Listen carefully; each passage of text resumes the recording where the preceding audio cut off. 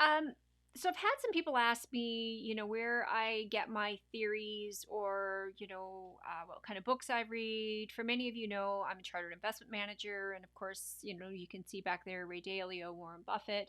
But I take a lot of my direction from, Milton Friedman, Hayek, Frederic Bastiat, Thomas Sowell, Ayn Rand is a favorite of mine.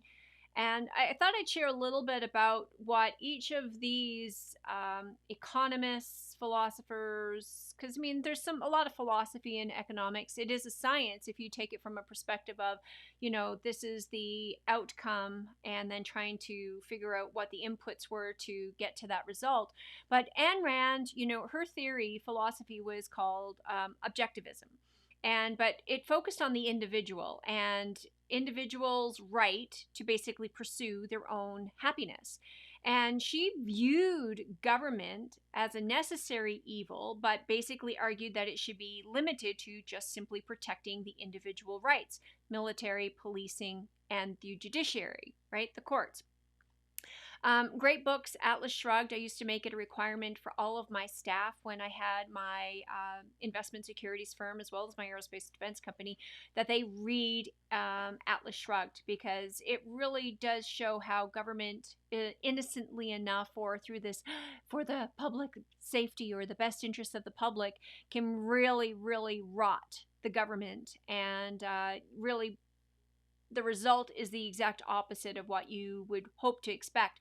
Milton Friedman obviously doesn't need an introduction for most people. They've heard of him, although they don't really understand his works anymore, but he has got great online videos for people who are trying to understand what's actually happening and what the proper role of government should be.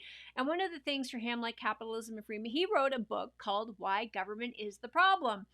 And he basically says that, the attempts of the government to control the economy actually leads to more problems through regulations, overtaxation, welfare programs. They don't work. They're counterproductive.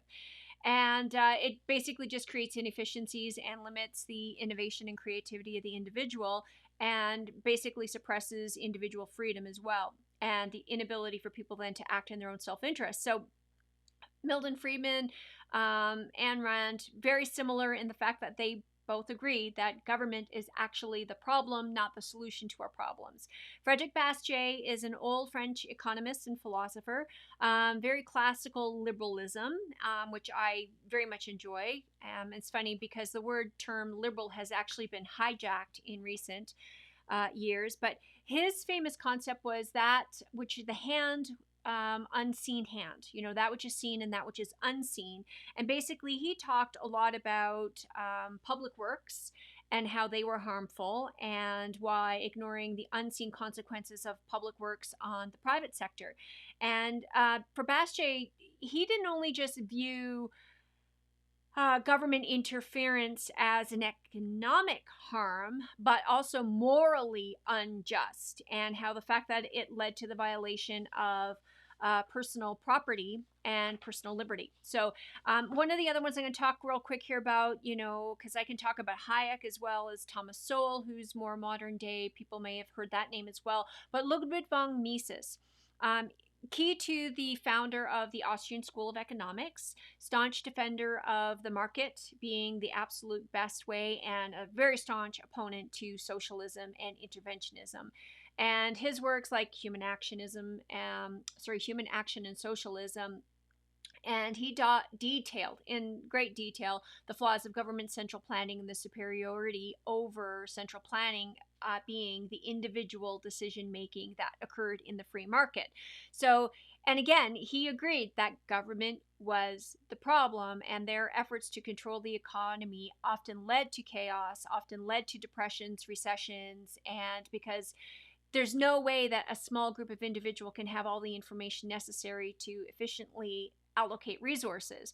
So a lot of this stuff here, when you hear people going, well, I want, price controls, rent controls, subsidies, all of this is actually part of the problem. It is not part of the solution. And today what we're seeing so much is groups that are calling on more and more government action, more and more government interference, more and more government regulation, and that is actually leading us down the path to greater and greater harm. So the common themes amongst all of them were they all agreed that government was inefficient. They all agreed that government violated individual rights more times than not. And they all agreed that it was often unjust. There was moral hazards in there, and that heavy regulation created dependency and often discouraged personal responsibility and creativity and innovation, as well as the public funding and entrepreneurship, those types of things. And then the economic harm obviously is obvious. By the time you tax people, you control what they can and cannot do. Regulation impedes growth. Obviously, it also provides political favor. The economic prosperity by creating these incentives, they create winners and losers. So often punishing very productive efforts.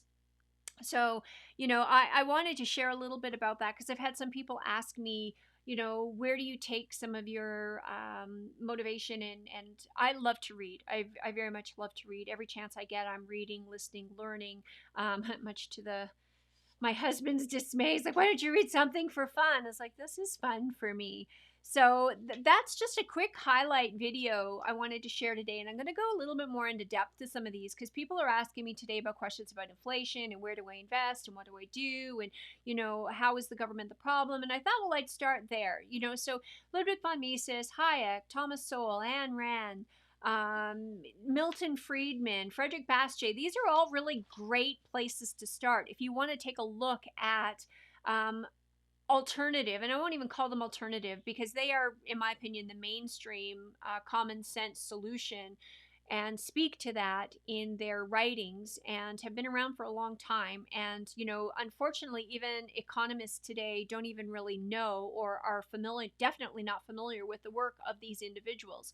So that's where I come from. I take that very much the Austrian kind of philosophy. And you will find that all of these authors, philosophers, economists share a very common theme that government is the problem. And as we, as Canadians and Americans, the free world, move further and further to the left, we're moving in the wrong direction. And their arguments are very precise, very clear. They all agree that, we're moving in the wrong direction, and they actually offer very good solutions and suggestions as to why, and then of course alternative solutions as to what we could do to reverse that trend. So there's just a quick video today that talks about some of where I take my inspiration from and have learned to look and ask the questions to ask.